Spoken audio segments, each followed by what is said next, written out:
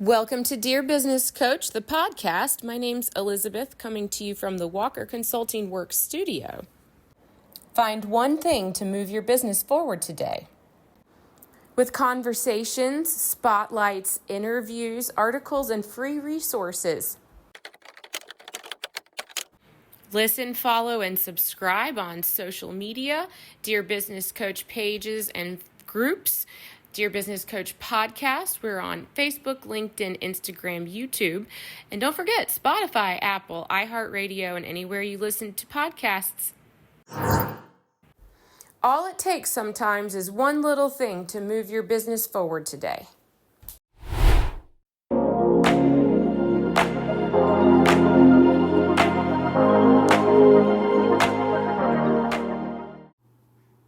My guest today is Dr. Brie-Anna Willey, Attainable Vision LLC.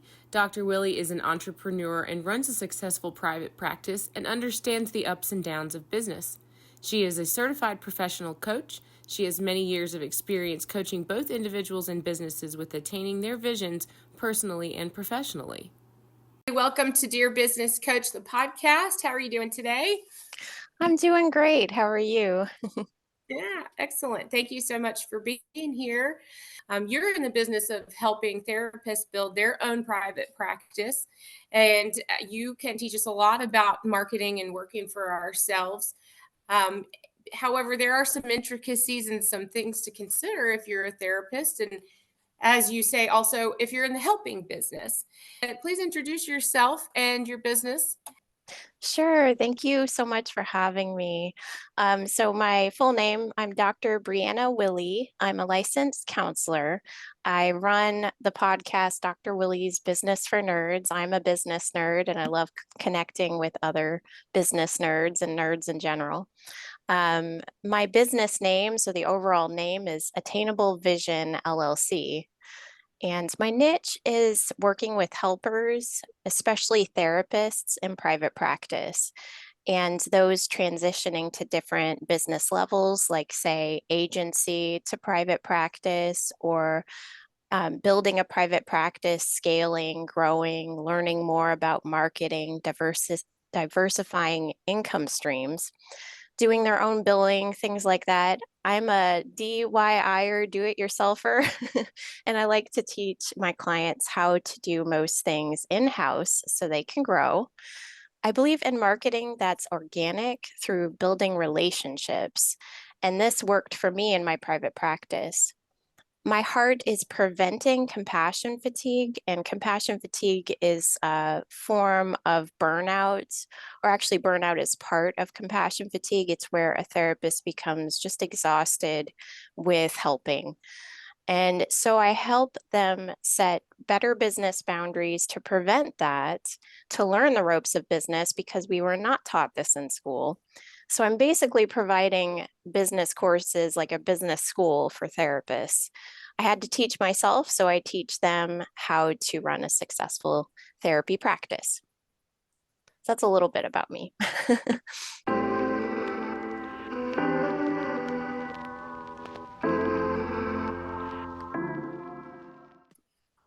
We'll go through how approach preventing burnout and where to start. What are business boundaries? You say business school for therapists, which is awesome. I love that. You said in an email that I read, a post that I read today, actually, that you find yourself wondering where these classes were that you're teaching. Much about private practice. It was more, in my doctorate, it was more trauma related. So learning more about trauma treatments, but not necessarily anything that I remember about business.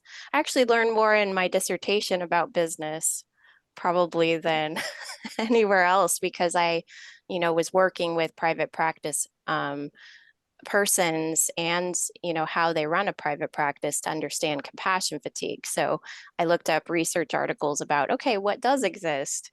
And there was actually one article by Reese et al. 2013 that talked about it would be great if there was a training program for therapists and helpers in their master's programs or doctorates, whatever.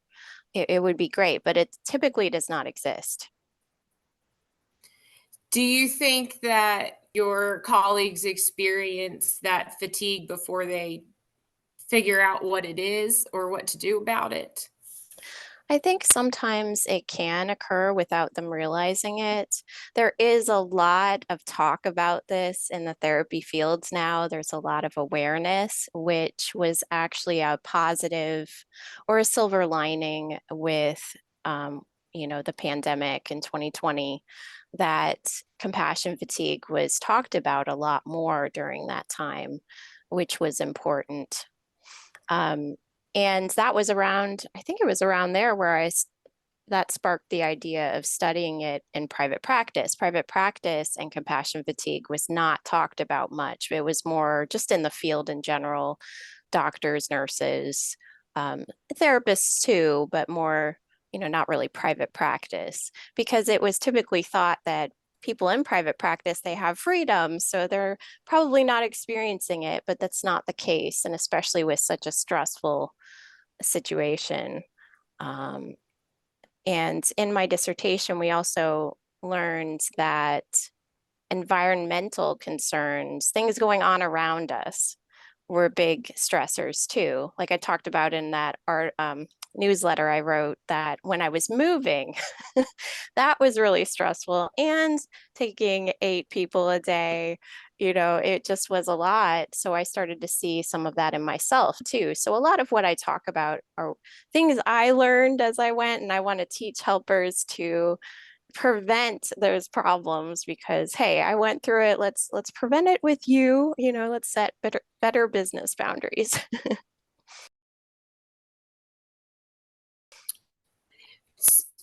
Yes. Now, is it possible, if you know you're going into private practice, to set up boundaries from the beginning, or do you have to kind of experiment knowing what they are for yourself? That's a really good question. And that kind of leads to talking about my course. So, the point of my course with starting a private practice is about setting good business boundaries in the beginning to try to prevent compassion fatigue. And yes, I also think answering the other part of your question, some of it is learn as you go. You might Mhm. have different hours at one point, but then something happens in your life and you might need to change those hours. Some of that we have to play it by ear. And that's why I have the last step is reevaluating our businesses. We need to be doing that ongoing, and you can't really put that in a course. It's more, you have to learn that on your own. But again, I'm there too as a business coach to help people with navigating changes in their businesses too. You said when you started, you were seeing about 8 clients a day? Yeah, and now you have a different schedule? I do. Did I you have to see. change? Yeah. Especially during that time, I realized that was a lot for me. I learned to listen to my body, my mind, my stress levels. And now I have a much more balanced practice that I enjoy working in. And I want to teach other therapists to build private practices they enjoy going to. They don't dread it in the morning as they're getting up and getting ready. They're excited about starting the day.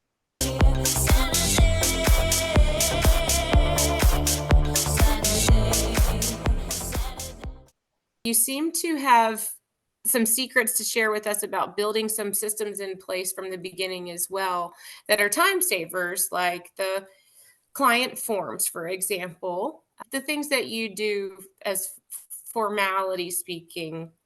paperwork wise, if you will. So, where would I start with that? Yeah, good question again.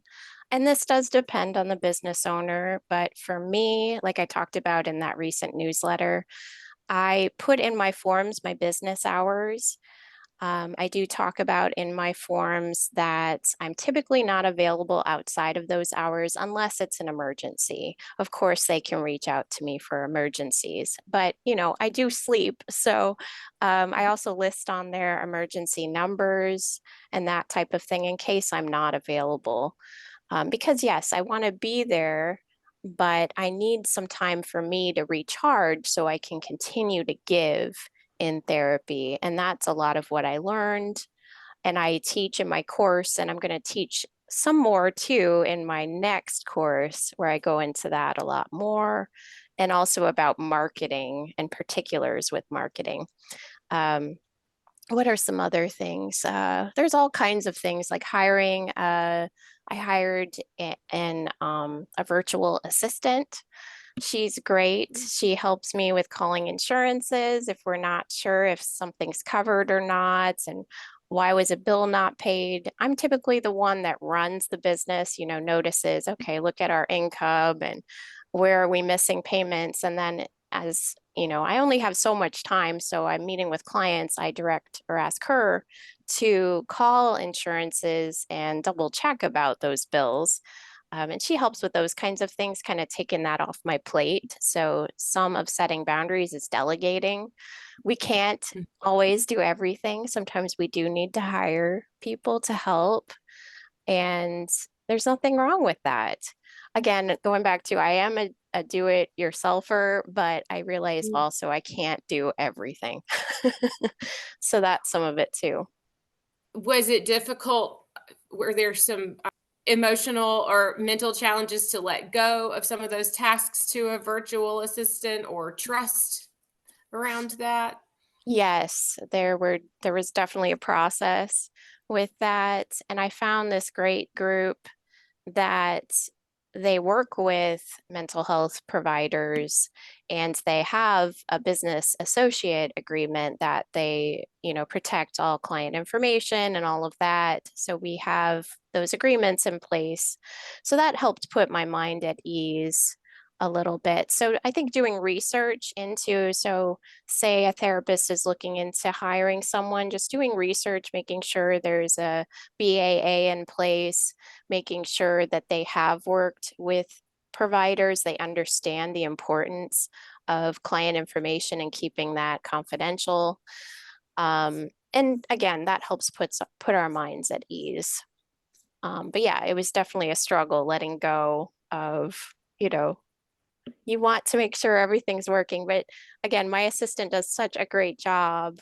I know what she's working on. She lets me know, and she lets me know what doesn't work, who she couldn't reach and that type of thing. So it's really neat working with her. Yeah, did it take you a while and some research to pick the right one? Oh yeah, it did. Yeah, it's been Mhm. going good. But it's again a process.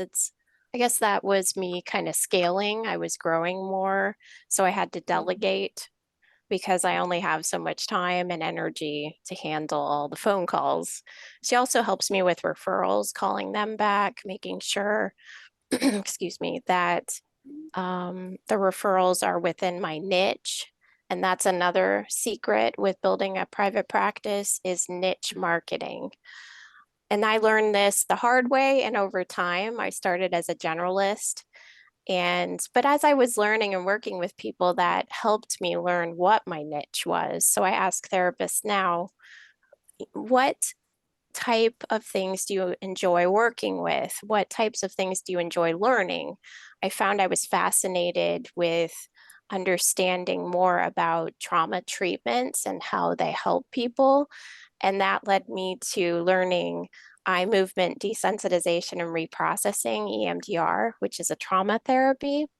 And learning that just helped my practice to grow significantly. And that was around the time where I had to hire an assistant because I was growing so much, because people need help with trauma management, healing, and they're searching for evidence-based treatments like EMDR.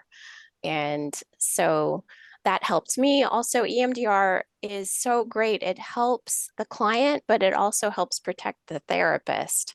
And it's a little difficult to describe it, but it's there are different steps with it that we follow. And it also has coping strategies built in, so so clients aren't overwhelmed. There are just different protocols in place to protect the client, which also helps prevent the counselor from being stressed because the client is healing over time, and that's neat to see their healing process. It helps the therapist to realize too that what they're doing makes a difference.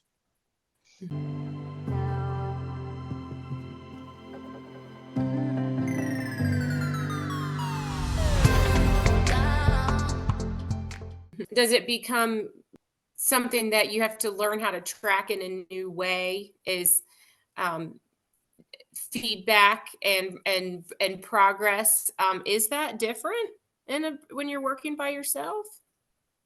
Yes, you have to create your own tracking programs, basically. You're writing your own plans, you're creating your own procedures. And again, going back to my newsletter, I learned, and I don't think I talked about this in particular, but some of that I learned at different agencies I worked for. That, just you're picking up information. So it's all helpful, wherever you're at in your business stages, but they don't really teach us when we work for other groups how to run a business. Like we just kind of observe things, but we're often not handling the payment pieces. I was just curious if you want feedback and you're interested in seeing how the therapy is working in an ongoing fashion for your client. I didn't really think that maybe if you're working as an individual in private practice, you have to develop your own another set of paperwork to track feedback. Yep. It's a whole new challenge. Yeah. And that brings me to my electronic health record, which I talk about in my course a bit. Having a great electronic health record is central to running a private practice, in my opinion. I discovered an EHR that is fabulous, and I was able to build my own forms, including tracking progress, like we're talking about here. So I built within my progress note a plan piece and then a progress tracking piece that helps me stay on top of how our clients doing. Are they progressing, or do we need to go back to the drawing board and, take a new approach here? So, yes, we have to build our own stuff often, but there are amazing electronic health records out there that do help with that. Also, learning on our own can help us build our own things. Like with my EHR, I was able to build it myself, which was kind of neat. Not every therapist wants to build their own forms, though, but I'm very grateful for mine that allows me to do that. Well, I think that sounds fascinating because building your own form, just something that somebody fills out and goes into your system, whether you're collecting information from them like a feedback or progress report, or if they're a new potential customer, you're the person who's going to be face to face with them. And it sure is nice if you have the time and to form that questionnaire to what your meeting will be with that person. So I imagine you could certainly have an assistant uh, do just a fine job on your behalf, but you really get to play with the questions and change them according to as what you figure out works and what might need Hmm. adjusting. So Yeah, that's pretty cool. Is it difficult? it was. And some of Okay. it Some of it is when I'm working with insurances, a lot of different insurances have requirements, which are great because it helps us to make sure that we're doing our best and helping clients make progress. So I kind of glean information from that on how I build my form to make sure I'm checking on the things that they require, which are often they're at a high level what they require, which is important. And then I also apply that throughout the practice, regardless of the insurance or not insurance, if it's private pay, I keep the same protocols throughout. So it's, I'm doing the same, each person's unique on what I'm working with, but I'm using similar, checking on how are they doing kind of stuff. But yes, it's neat to build your own forms. It is difficult. And also, I've had help, and I talk about in my newsletter. I listen to many different podcasts. And I'm not an affiliate with this group, but I think they're fabulous. The Private Practice Startup. They have a lot of Mhm. free stuff, a lot of great podcasts about starting a business. And they also, you can purchase forms from them too. If you're not sure how to build your own forms, you can purchase them from them, and they're lawyer approved, which is wonderful. And sometimes they have some freebies. So again, they were part of my business journey on how I learned to build my private practice. So I want to kind of give back and share that with others too, that, hey, they're great.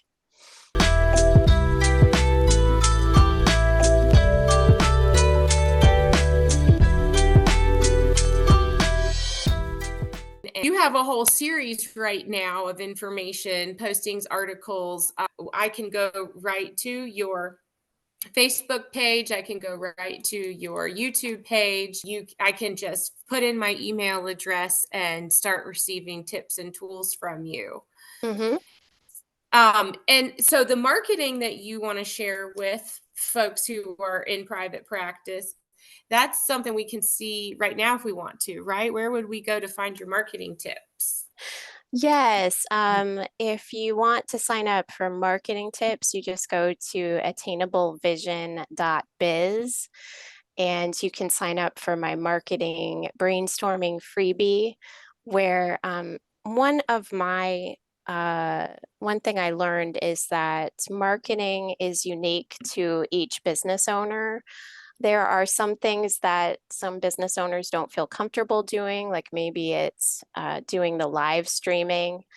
Um, they may try that down the line, but maybe they're not ready, and that's okay. You can do, more introverted marketing like creating memes, and I can teach people how to create memes. I found some great programs, and I can actually walk you through creating your own. Again, I'm a do-it-yourselfer, so I would like to teach private practice owners how to build those. I can also teach about blogging. I mean, blogging is basically just talking to your ideal client about what are the problems they're dealing with and how you can help. So, if you're talking to them, you've learned something, something's helpful for them, blog about it. It's fairly easy. And the first one's difficult because you're just starting something, but I can help with, some of the fears with that, the what ifs, because I've done it myself. I've done it in, two businesses. So, I mean, I blog weekly now and I find it fun. I also think that marketing can be fun. I want to teach people how to build marketing they enjoy doing, they look forward to doing. Well, maybe going back again to the drawing board, what is your message saying? Are you talking about what you provide, or are you talking about what your client needs, your potential client? If you're talking about what they need and how you can meet that need, there's typically going to be some more engagement. Like I post, and I haven't actually had to post much because my business is just automatically, once you get it to a certain point, you're just going to get referrals with barely marketing at all. And that's where my business is at. And that's what I want to teach. When you're starting out, things like I'm writing about EMDR and how EMDR can help people. So I create a meme like that. And I'll put a beautiful picture in the background. It was actually a park that I love to go to. That's actually my favorite place. I took some pictures there and then I put some, you know, wording on it about EMDR. And there, was a lot of interest. I post that in several places, including LinkedIn, Facebook, Instagram, on my business page and my blog. I'll talk about it a bit too and how EMDR can help people. So again, I'm talking to the potential client about how I can help them. So I think it's not necessarily about what we do and who we are. I mean, it's a little bit about that, but it's mainly what do they need and talking to that. Right. So start with what you're solving. If you teach me how to build an ad for my business, are you also going to show me how, when a potential client accesses my post or clicks on something, it's where is it going to send me so that now my potential customers talking to me? That's a good question. Yes, I can help with setting up through the website. So say my client doesn't have a website yet, I can talk with them about how to set that up. I'm not an expert there, but I can lead them in the right direction. I've had to set up my own um, email through my business site. And also with the new requirements with Google and Yahoo, we need to typically have a business site, a website with our own domain. So I can give some tips and strategies there.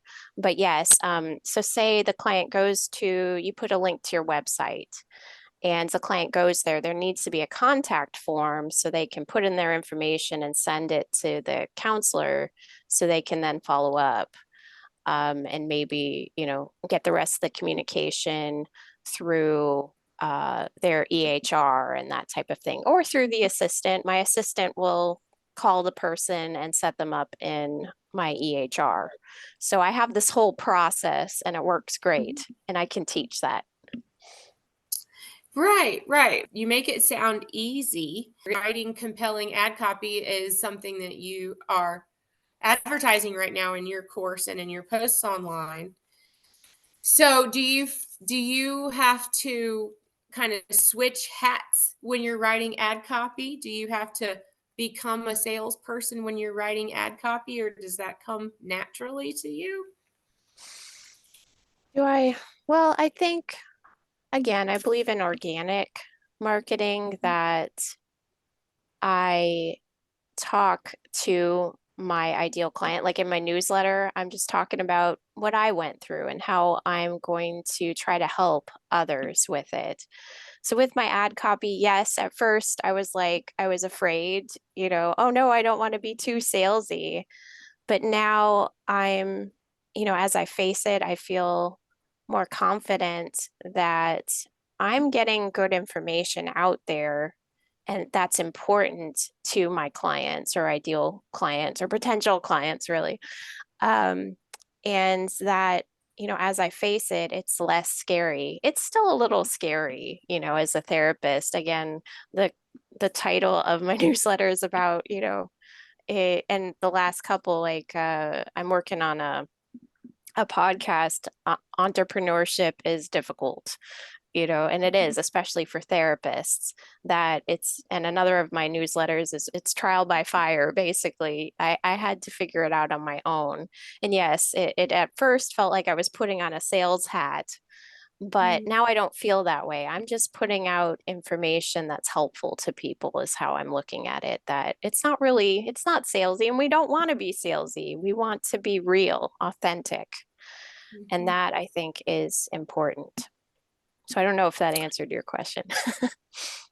Right, right, right. No, exactly, exactly. Because writing ad copy, if you weren't taught some business basics, you might feel a little out of place or uncomfortable writing for the purpose of getting someone's attention, because it feels to some of us fake.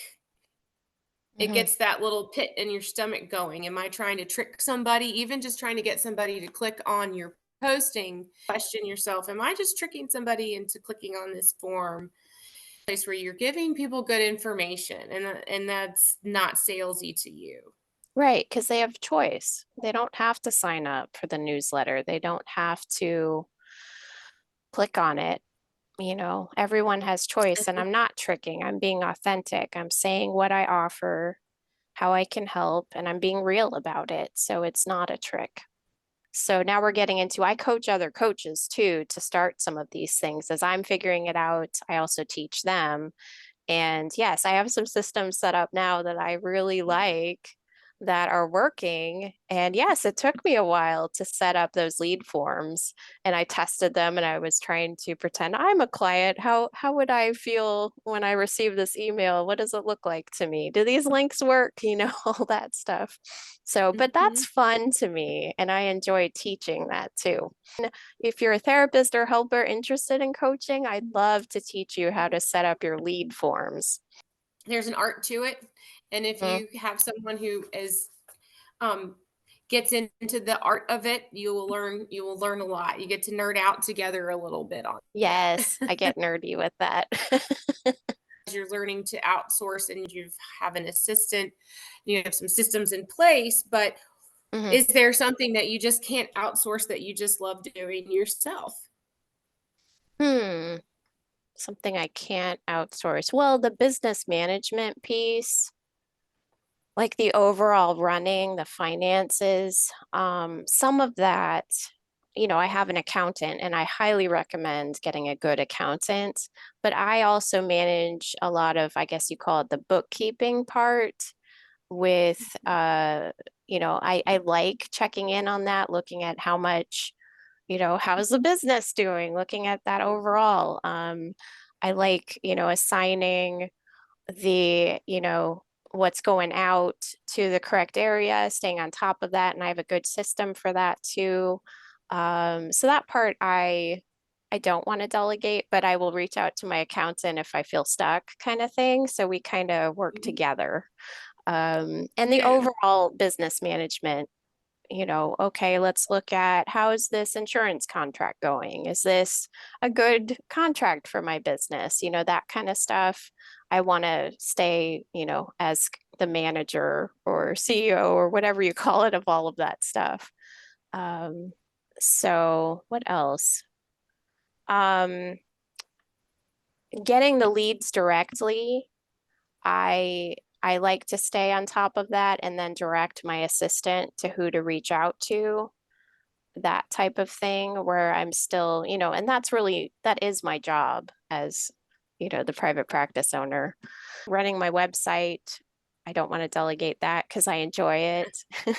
Oh, The blogs, the social media management, I love all that. So I refuse to delegate. I guess there's a lot. well, see, that's a good answer. You said virtual assistant, but you didn't say social media manager. And Right. that is that's you. You want to be sure you're doing that. And that's And I love Canva too. Yes, adjusting those things, looking at, okay, how does this picture look on my website? Well, that one doesn't work anymore. Let's change that up. Let's add a different one. Or, let's just keep kind of tweaking. Oh, I also learned, I can't remember who was talking about this. I think it was another coach, Lee Chase. I always say her name wrong, but she's another business coach, and she was talking about just start somewhere with your website. It doesn't have to be perfect. At least have one page and just start building. And that's kind of what I do. Just start somewhere. It doesn't have to be perfect. Talk to your ideal client, get something on the web page, so they can contact you. That's all you need. And then you build as you go. Yeah, a therapist seeking private practice coaching, just go to attainablevision.biz. If you're a therapist or helper who wants help with building your coaching practice or diversifying your income streams, building courses, you can go to attainablevision.net. And for just general business, because we work with all types of businesses, we provide analyses as well. You can go to attainablevision.com, and we can also provide some of those assessments and analyzers for private practice and coaching businesses as well. So those are our three main websites. If it's attainablevision.courses, and cool. you can see that there. Dr. Willey, I thank you for being here today. And send me any links. I'll include them for audiences in the show notes. Thank you, and thank you for having me.